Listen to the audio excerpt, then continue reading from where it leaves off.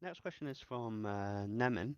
How much of Necrum Mines is natural, or was it a chasm the Mudokons built over, or was it excavated by them? Uh, I would say it's both. And so the idea is that we've talked about this once before. Cities of the dead preceded cities of the living. Because originally, before agriculture, everyone was nomadic. And so they moved around and they followed the beasts. They followed if it was North America, it was the buffalo. It was Africa, it was other migrating, wildebeest and all kinds of things.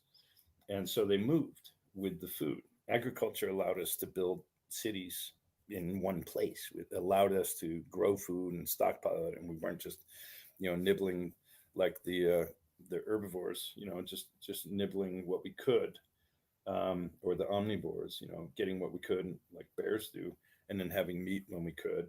But we didn't have preservatives, we didn't have refrigeration, and so the advent of agriculture was massive because that really became the beginning of people could stay in one place.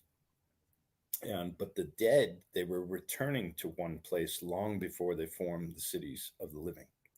And that's where I have a great book. It's called Cities of the Dead, and it's the origin, the history of graveyards on this planet. And so that intrigued me a lot, and it intrigued, the people, Paul O'Connor and others I was working with in the beginning, later Chris Holm, working with more on the conceptual level, Raymond Swanlin. And they were like, "Ooh, interesting idea," so sort of try to plant these interesting ideas and then we could run with it. But the idea was for Necrum is that long before cities emerged, the nomads would return their dead of all different species, would have this tendency to return their dead to a sacred area, not just for them, but for the others as well. So it wasn't just Mudokan burial grounds, it would be multitudes of others that had to get along, essentially. And that became a very big thing. And the origins of it, we wouldn't really know. It would go back that far. But over time, then it would be more excavated and large.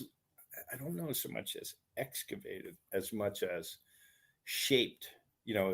Kind of like in Turkey and in some other places, we have in Egypt, we have areas where entire cities look like they're just carved out of the face of the rock, but the rock was there. So in in the catacombs and in Necrum, a lot of it would have been caverns and just places to go that people would come to revisit their dead. Today they do it. They go sit by tombstones. They go to church. They sit there and they give prayers. They hold funerals. They pay their respects to the dead. The more you go back in time, the more they were concerned about how the dead thought about them, and you get into ancestor worship, and then you could also get into some very dark things, like human sacrifice and shit like this. But the idea is it was a place where you could go down into the deep dark depths and be in total blackness. And there used to be places that were built, and I think you have a number of them in the UK, where they were necroriums. I think they called them like necrorium, kind of like a mausoleum, necroleums. And they were totally pitch black.